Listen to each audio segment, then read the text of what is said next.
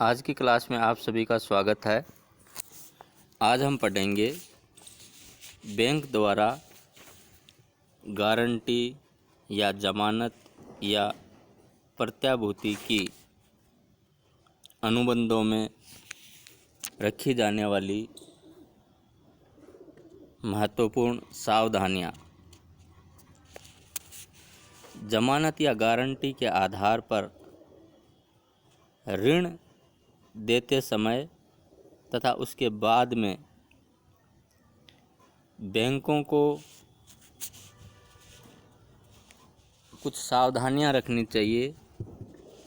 उनमें से महत्वपूर्ण सावधानियां आज हम पढ़ेंगे, जो इस प्रकार से है।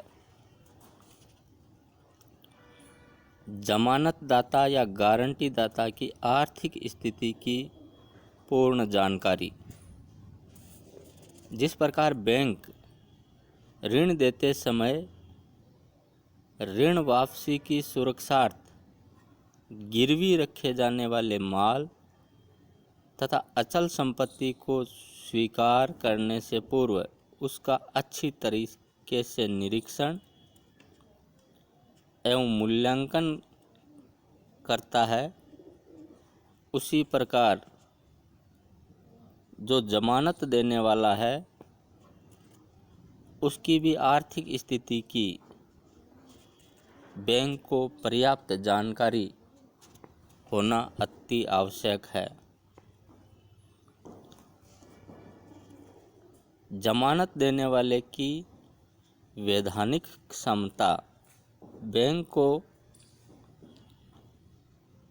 गारंटी दाता या जमानत दाता की अनुबंध करने की वैधानिक क्षमता होने पर ही गारंटी का अनुबंध करना चाहिए। अर्थात बैंक को ये ध्यान रखना चाहिए कि अवयस्क, पागल या दिवालिया व्यक्ति या अन्य कोई असक्षम व्यक्ति जो अनुबंध करने के योग्य नहीं है,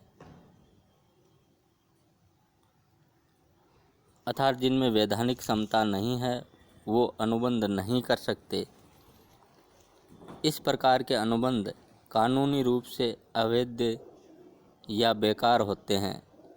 इस प्रकार विभिन्न वर्गों के व्यक्तियों तथा संस्थाओं से गारंटी अनुबंध में भी उनकी वैधानिक योग्यता एवं क्षमता की जानकारी होना जरूरी होता है।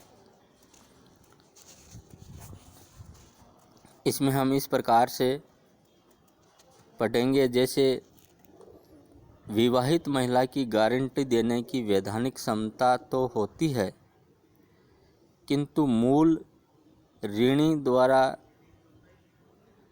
त्रुटि की दशा में केवल महिला की व्यक्तिगत संपत्ति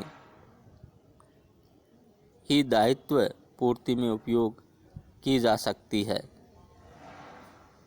अतः ऐसी स्थिति में बैंक को महिला की गारंटी स्वीकार करते समय यह लिखित प्रमाण पत्र ले लेना चाहिए कि वह अनुबंध हेतु स्वतंत्र सहमति दें। इसी प्रकार साझेदारी में एक साझेदार भी फर्म की ओर से गारंटी दे सकता है, किंतु ये गारंटी तभी वैध एवं मान्य होती है जबकि गारंटी देना फर्म का सामान्य कार्य हो तथा फर्म द्वारा गारंटी देने के लिए ऐसे साझेदार को अधिकृत कर रखा हो, अन्यथा गारंटी व्यर्थ होगी। साझेदारी फर्म की गारंटी स्वीकार करते समय बैंक को कुछ बातों का ध्यान रखना चाहिए, जो इस प्रकार से है। गारंटी फर्म के नाम से होनी चाहिए। गारंटी या जमानत अनुबंध पर सभी साझेदारों के हस्ताक्षर होने चाहिए। साझेदारी समझौते में गारंटी संबंधी प्रावधान है अथवा नहीं, प्रावधान होने पर ही गारंटी दी जा सकती है। यदि किसी एक साझेदार द्वारा गारंटी प्रस्ताव हो तो उसे गारंटी के लिए फर्म द्वारा अधिकृत होने का सबूत देखना चाहिए। एक कंपनी द्वारा गारंटी में सावधानी। एक कंपनी द्वारा गारंटी दी जा सकती है, किंतु ऐसी गारंटी स्वीकार करते समय बैंक को कंपनी के सीमा नियमों तथा अंतर नियमों का अध्ययन कर गारंटी प्रस्ताव का निरीक्षण करना चाहिए। इसके आधार पर गारंटी के लिए अधिकृत किया गया हो। गारंटी के संबंध में बैंकों को अगली सावधानी यह रखनी चाहिए कि गारंटी लिखित में होनी चाहिए।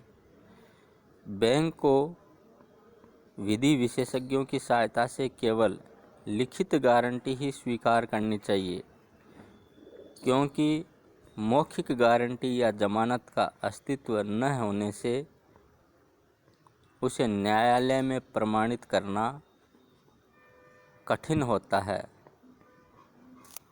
अगला, गारंटी राशि का स्पष्टीकरण।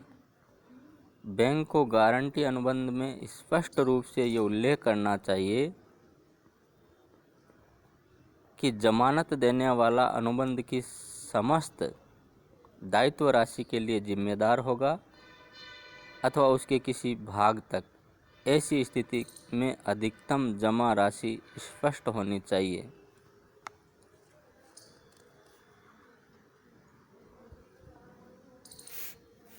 जमानत या गारंटी के संबंध में इसके दो प्रकार हैं, जहां चालू जमानत कई सौदों की श्रृंखला तक फैली होती है। ये जमानत किसी विशेष सौदे तक सीमित नहीं होती। ये तब तक चालू रहती है जब तक तय अवधि समाप्त नहीं होती अथवा जमानत दाता बैंक से लिखित में जमानत वापस नहीं लेता। और दूसरी विशिष्ट जमानत या गारंटी जो किसी विशेष ऋण अथवा व्यवहार तक ही सीमित होती है। ऐसी जमानत विशेष व्यवहार के पूरा होते ही समाप्त हो जाती है। अतः बैंक को अनुबंध में यह स्पष्ट कर लेना चाहिए कि जमानत किस प्रकार की अथवा कितनी अवधि की है। गारंटी अनुबंध में कोई महत्वपूर्ण जोड़ या परिवर्तन। बैंक को गारंटी अनुबंध में किसी भी प्रकार के महत्वपूर्ण जोड़ अथवा परिवर्तन होने की दशा में उस पर सभी गारंटी दाताओं के हस्ताक्षर करा लेने चाहिए। अन्यथा भारतीय अनुबंध अधिनियम 1872 की धारा 133 के अंतर्गत गारंटी दाता की बिना सहमति से कोई भी परिवर्तन होने पर जमानत के दायित्व से वह मना कर सकता है। अवधि पार ऋण। यदि ऋण की अवधि पार हो गई हो अथवा गारंटी की निर्धारित अवधि समाप्त हो गई हो तो उसके बाद बैंक को ऋण स्वीकृत नहीं करना चाहिए, क्योंकि फिर जमानत समाप्त हो जाती है। इसके अलावा बैंक को गारंटी, जमानत या प्रत्याभूति अनुबंध में यह भी ध्यान रखना चाहिए कि पृथक या सामूहिक कौन सी प्रत्याभूति है। बैंक प्राय ऋण देते समय ऋणी से एक से अधिक व्यक्तियों की जमानत की बात कहता है। ऐसी स्थिति में अनुबंध में यह स्पष्ट होना चाहिए जितने जमानत दाता है उनका बैंक के प्रति सामूहिक उत्तरदायित्व है या व्यक्तिगत। यदि ऋणी बैंक को चुकाने में असमर्थ हो जाए तो ऐसी स्थिति में बैंक जमानत दाता के दायित्व का निर्धारण किस प्रकार से करेगा, अर्थात पृथक या सामूहिक जमानत का विशेष ध्यान रखना चाहिए। अगला, अवधि। यदि बैंक चालू जमानत लेता है तो उसमें भी अवधि का निर्धारण कर देना चाहिए। इससे जमानतदाता व बैंक में कोई भ्रम की स्थिति नहीं होगी। जमानतदाता को ध्यान रहता है कि मैंने व्यक्ति विशेष की जमानत अमुक अवधि के लिए दी है। इससे बैंक को भी सुविधा रहती है। मूल ऋणी की मृत्यु, पागल या दिवालिया होने पर मृत्यु होने के साथ ही ग्राहक का खाता बंद हो जाता है और जमानत भी समाप्त मानी जाती है। ऐसी स्थिति में बैंक मृतक ऋणी के उत्तराधिकारियों से ऋण भी वसूली करे तथा वसूली न होने पर जमानतदाताओं से वसूली की कार्रवाई करे। इसी प्रकार ऋणी के दिवालिया या पागल होने पर भी ऋण की वसूली की कार्रवाई होनी चाहिए। ऋणी के पागल या दिवालिया होने पर खाता बंद माना जाता है, जमानत समाप्त मानी जाती है। उसके बाद के व्यवहारों के लिए जमानतदाता जवाबदेह नहीं होता है और बैंक के संगठन स्वरूप में परिवर्तन होने पर पूर्व में हुए जमानत समझौते समाप्त माने जाते हैं। अतः बैंक को अपने संगठन स्वरूप में परिवर्तन करने पर जमानतदाताओं से पुनः नया अनुबंध कर लेना चाहिए।